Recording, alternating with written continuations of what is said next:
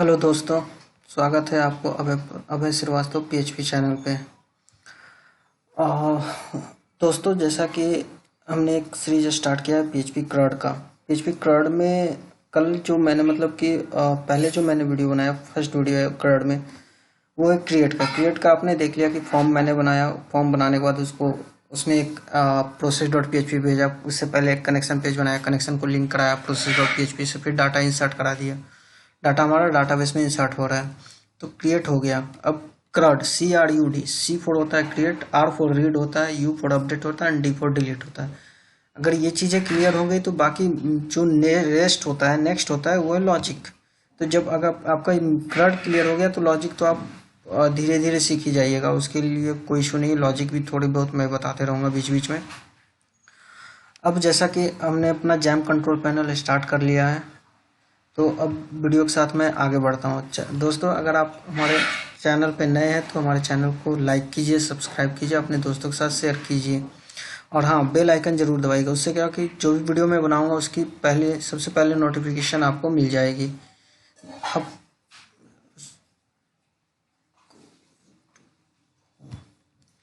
जब आप यूट्यूब पे जाइएगा और हमारे चैनल को सर्च कीजिएगा अभय श्रीवास्तव पीएचपी का, तो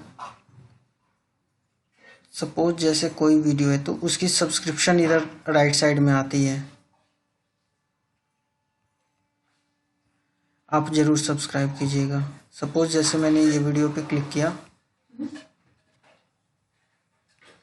और आप यहाँ देखिएगा कि इसके नीचे सब्सक्राइब है, सब्सक्राइब करेंगे तो ये सब्सक्राइब हो जाएगा। ओके, सो नाउ अब कंटिन्यू करते हैं अपने नेक्स्ट रीड ऑपरेशन के साथ। तो हमने जो कंप्लीट किया था वो चेक करता हूँ पहले। localhost/php क्रड में ये क्रड एप्लीकेशन है। और एक मैं अपना डाटाबेस ओपन कर लेता हूँ, php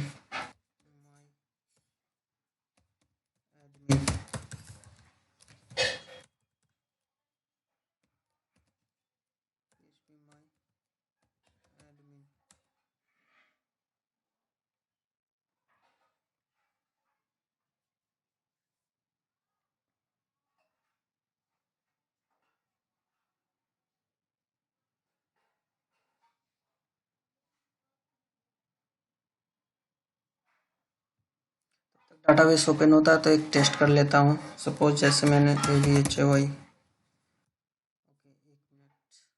हो ही गया डाटाबेस, तो पहले मैं अपने टेबल में जाता हूँ। मेरा डाटाबेस का नाम क्रड PHP। Okay, now customer TBL। Okay, so first of all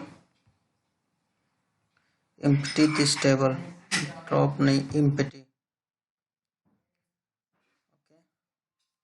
now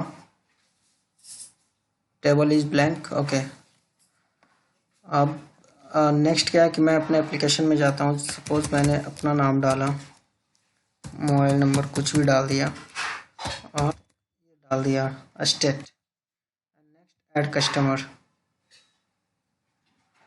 data inserted successfully. Okay, and वापस मेन पेज पे आ गया। ठीक है, लेकिन मैं चाहता हूँ कि जब ये मैं ऐड करूँ तो ये हमारा इस पेज पे ना आ करके मैं एक पेज बनाता हूँ। सबसे पहले मैं अब अपने टेक्स्ट एडिटर को ओपन करता हूँ।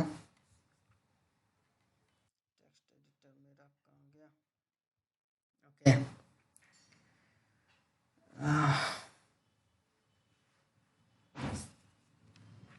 process.php हो गया। अब नेक्स्ट है new file. Okay, new file, और इससे मैं दे दिया .php के नाम से एक फाइल बना लिया और इसमें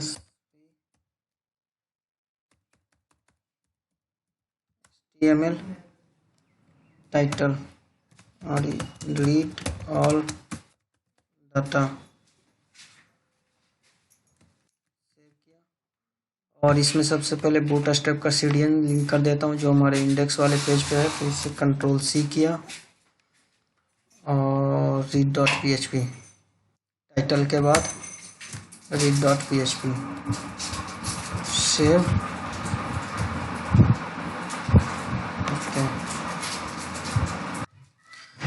ओके तो ये हमारा बन गया read.php का पेज। अब इसमें सबसे पहले जो हेडर है वो मैं ले लेता हूँ जम्बोट्रॉन क्लास का और ये कंटेनर। Ctrl+C किया और read.php टैब Ctrl+V हो गया div close container save cancel save. Okay now process.php में आया। जैसे कि अगर ब्लैंक जाएगा डाटा तो हमने उस समय देख रहा था सेशन में डाल के तो इशू आ रहा था, तो मैंने क्या किया कि इको लगाया और जावास्क्रिप्ट का स्क्रिप्ट टैग लगाया। अगर सारा डाटा ब्लैंक है तो please fill the form correctly first. उसके बाद ये अलर्ट होगा। अलर्ट के बाद जावास्क्रिप्ट में एक फंक्शन आता है window.open। ये क्या करता है कि window.open एक फंक्शन है जो कि URL को कॉल करता है कि हमें किस URL को कॉल करना है। तो क्या होता है window.open फंक्शन में फर्स्ट में URL सिंगल कोट या डबल कोट के अंदर में विद इन आप URL डाल दीजिए। अगर उसके बाद कॉमा अंडरस्कोर सेल्फ, अगर आप ये नहीं देते हैं कॉमा अंडरस्कोर सेल्फ तो ये क्या करेगा नेक्स्ट न्यू टैब में आपको विंडो ओपन करेगा।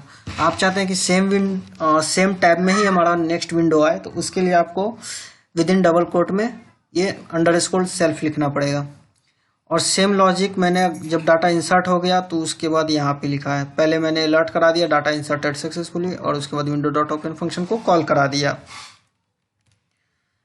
ये हमारा हो गया process.php। अब मैं कह रहा था कि जब डाटा इंसर्ट हो जाए तो मुझे कहाँ जाना है read.php पे। ये मैंने पेज का नाम डाला ओके और ये read.php सेव है। Now let us check. अब हम चेक करते हैं और ये हमारा इंडेक्स पेज को मैंने ये हटा दिया। अब CRUD का इंडेक्स पेज डिफ़ॉल्ट कॉल हो गया। अब नेक्स्ट मैं चेक करता हूँ, नाम डाला राजेश 789456 कुछ भी नंबर डाल दिया और डाल दिया मैं Punjab. Now add customer, data inserted successfully and आप ये देखिए रीड ऑल डाटा, ये हमारा कहाँ आ गया read.php पे रिडायरेक्ट हो गया। कब रिडायरेक्ट हुआ? जब डाटा इंसर्ट हो गया। और डाटा अगर इंसर्ट नहीं होता तब क्या होता? सपोज मैंने भेजा ब्लैंक डाटा फिल किया submit, please fill the form correctly first okay and वापस मैं इसी पेज पे। अब मैंने जो दो डाटा डाला है वो चेक कर लीजिए सही में इंसर्ट हो रहा है या नहीं हो रहा है। ये देखिए दो डाटा हमारा इंसर्ट भी हो गया। तो नेक्स्ट मैं चलता हूँ। अब मैं किसी का नाम ले लिया जैसे राहुल और कुछ भी डाल दिया और मैं डाल दिया Haryana. Add customer, data inserted successfully, read all पे आ गया और यहाँ भी हमारा डाटा इंसर्ट हो गया टेबल के अंदर। ओके नाउ अब डाटा मुझे रीड करना है। तो देखिए PHP में एक सबसे इम्पोर्टेंट चीज़ क्या है कि जब ये पेज लोड होगा तो आप पेज के फर्स्ट में आप PHP का कोड लिख लीजिए जो कि डाटा फेच करता है। या तो आप वो कर लीजिए या नहीं तो एक पेज बना लीजिए नेक्स्ट वहाँ पर फेच कर लीजिए, उसको इस पेज पे इंक्लूड कराइए। वो कर सकते, दो काम कर सकते हैं। बट अभी आपको सबसे बेसिक जो चीज़ है बेसिक है आप इसी पेज पे लिख लीजिए तो आपके लिए ज़्यादा बेटर होगा। उसके लिए आपको करना क्या है, पेज के टॉप पे जाना है, PHP स्क्रिप्ट स्टार्ट करना है, PHP open and PHP close और इसके अंदर सबसे पहले इंक्लूड कराना है आपको कनेक्शन वाला पेज, कनेक्शन वाला पेज इंक्लूड कराने के लिए मेरा कनेक्शन जो है config.php, config.php ये हमारा कनेक्शन वाला पेज इंक्लूड हो गया। अब मैं एक वेरिएबल लूँगा, गेट डाटा नाम से एक वेरिएबल लिया। इस वेरिएबल में मैंने एक क्वेरी लिखा, सेलेक्ट स्टार फ्रॉम टेबल का नाम, सेलेक्ट स्टार फ्रॉम टेबल का नाम, कंट्रोल सी कंट्रोल वी हो गया। नाउ ये हमारा क्वेरी रेडी हो गया। आप इसके बाद चाहिए तो आप इस कंडीशन भी लगा सकते हैं जैसा आपका रिक्वायरमेंट है, वेयर CSTMR कस्टमर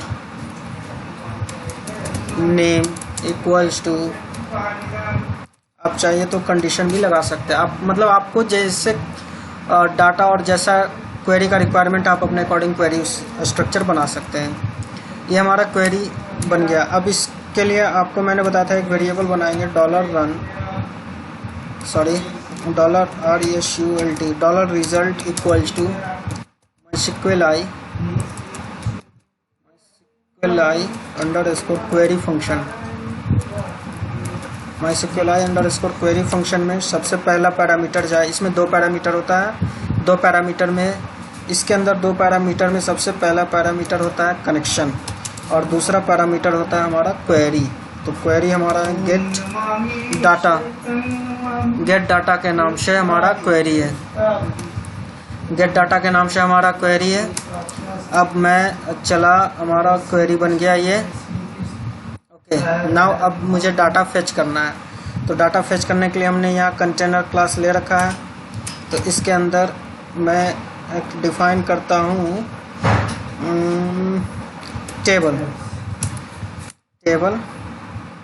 टेबल के अंदर टी हेड और inside the T head tr tag, inside the tr tag, एक मिनट inside the tr tag th, और th में हो गया सबसे पहले में सीरियल नंबर, और हमारा क्या क्या है, control C serial number, customer name हो जाएगा, कस्टमर मोबाइल हो जाएगा, कस्टमर स्टेट हो जाएगा, एडिट हो जाएगा और डिलीट हो जाएगा। ये हमारा हो गया कस्टमर नेम। उसके बाद आएगा कस्टमर मोबाइल, उसके बाद आ जाएगा कस्टमर स्टेट, उसके बाद आ जाए उसके बाद आ जाएगा एडिट, और उसके बाद आ जाएगा डिलीट, कंट्रोल एस कंटेनर। अब इसमें CLA class equals to TABLE table, ये बूटस्ट्रैप का क्लास है, आपको याद करना पड़ेगा। ये TABLE टेबल डैश रेस्पॉन्सिव, ये क्या करेगा, टेबल को रिस्पॉन्सिव बनाएगा। मतलब जैसी स्क्रीन होगा उसके अकॉर्डिंग ये टेबल को मॉडिफाई कर देगा। आपको उसके लिए कोई कोड लिखने की जरूरत नहीं है। Table dash responsive TABLE table dash, table में अगर आप बॉर्डर लाना चाहते हैं तो उसके लिए BORDERED border, table dash border, table dash responsive. और आप चाहते हैं कि माउस होवर करे तो इफेक्ट हो, तो उसके लिए क्लास है टेबल डैश होवर, ये क्लास हो गया। अब इसमें एक लगा लीजिए टेक्स्ट डैश सेंटर, कि टेबल के अंदर जो भी टेक्स्ट हो वो सेंटर में आए। तो ये तो टेबल हेड हो गया। अब टेबल हेड के बाद एक है टी बॉडी, इस T with in the T body अब मैं PHP टैग यहाँ स्टार्ट करूँगा। PHP की ये खासियत है कि आप PHP टैग HTML स्क्रिप्ट में कहीं भी आप एक्सेस कर सकते हैं, कहीं भी लिख सकते हैं PHP के स्क्रिप्ट को। ये हमारा PHP स्टार्ट हो गया। अब PHP में सबसे पहले मैं वाइल कंडीशन लगाऊंगा,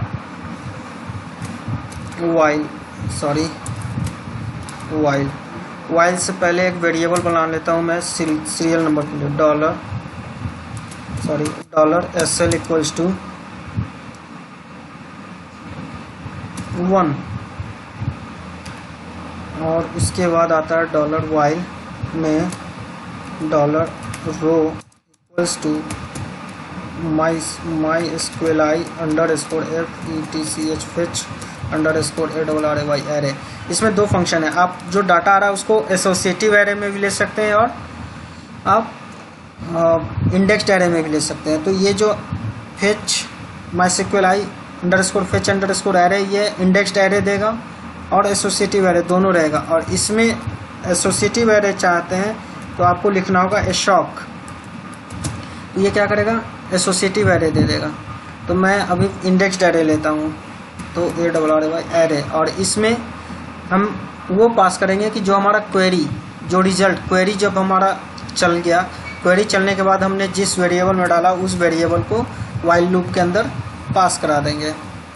तो ये पैरामीटर हो गया वाइल लूप का, और इसके अंदर मैंने ये डाल दिया रिजल्ट। ठीक है, अब कर्ली ब्रेसेस ओपन हुआ और within the curly braces now we will start again HTML code. HTML script को अब मैं वाइल लूप के अंदर डालूंगा। तो देखिए आपको करना क्या है, जैसे PHP स्क्रिप्ट के अंदर अगर आपको HTML लिखना है तो जहाँ HTML लिखना है वहाँ पे आप सबसे पहले PHP क्लोज कीजिए, उसके बाद HTML कोड लिखिए। HTML कोड के बाद फिर नीचे आपको PHP स्टार्ट करना होगा, क्योंकि जो नीचे कर्ली ब्रेसेस है उसके लिए। तो ये देखिए मैंने यहाँ क्लोज किया और ये यहाँ मैंने PHP स्टार्ट किया और यहाँ मैंने PHP क्लोज किया। अब इसके बीच में मैं HTML कोड लिखूंगा। तो हमारा टी बॉडी स्टार्ट है, टी बॉडी के बाद आएगा एक TR टैग, और within the TR tag मैं स्टार्ट करूंगा TH, और TH के बीच में देखिए मुझे PHP चाहिए, तो PHP के लिए फिर मैंने PHP लिखा, ओपन किया, और इसके अंदर में इको $SL जो हमने सीरियल नंबर के लिए वेरिएबल बनाया है, और उसके बाद यहाँ पे $SL को ++। ठीक है, अब मैं क्या करूँगा, इसे कॉपी करूँगा और मुझे चाहिए 1 2 3 4 5 बार मैं कॉपी करूँगा। 1 2 3 4 5, और अब यहाँ पे इको होगा डॉलर रो जो वाइल लूप के अंदर है, ये रो हो गया, और इस विद इन स्क्वायर ब्रैकेट में CUSTOMER कस्टमर नेम, और बस इसे मुझे कॉपी करना है, कंट्रोल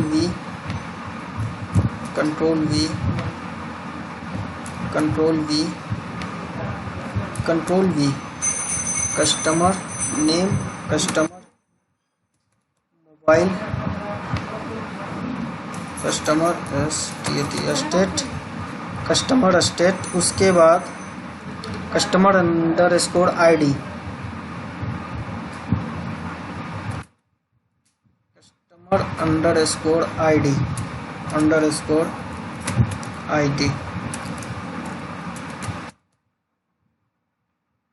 इसी ID को मुझे यहाँ भी पास करना होगा। इसके लिए मैं बताऊंगा ये क्यों मैं लिख रहा हूँ। अब चलिए मैं देखता हूँ। अब क्या है कि अब मैं सबसे पहले आपको दिखाता हूँ स्टार्टिंग से डिलीट। ये हमारा फॉर्म है, ये मैंने डाला नाम, मोबाइल नंबर, दिल्ली, ऐड किया, data inserted successfully, and boom guys, देखिए यहाँ पे टेबल में आपका डाटा पेज खुलते ही आ गया। तो ये बेनिफिट हो गया आपका उस PHP से। अब मुझे चाहिए कि ये यहाँ एडिट है तो एडिट का बटन आना चाहिए, डिलीट का बटन आना चाहिए, बट ये तो 1 2 3 4 आ रहा है। तो उसके लिए हम क्या करेंगे कि PHP से बाहर यहाँ पे एक मैं दूंगा, तो एक चीज़ कर सकता हूँ, हाँ, एंकर टैग दूंगा href as class इक्वल्स टू btn डैश डेंजर हो गया। अब मैं दूंगा वैल्यू इक्वल्स टू डिलीट। उसके बाद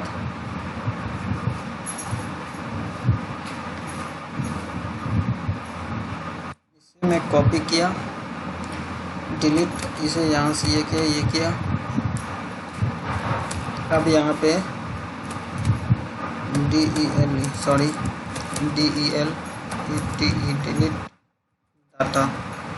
डिलीट डाटा डॉट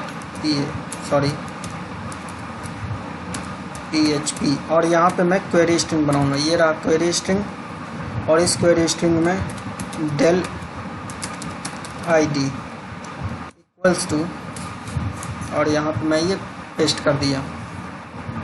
ये हो गया। बस अब मुझे क्या करना है, इसे कॉपी करूँगा और एडिट वाले पे कॉलम में पेस्ट कर दूँगा और मुझे करना कुछ नहीं है।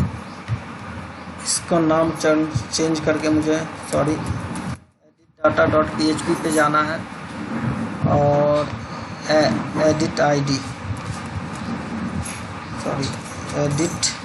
id आ गया और इसमें btn का नाम हो जाएगा SUCCESS सक्सेस और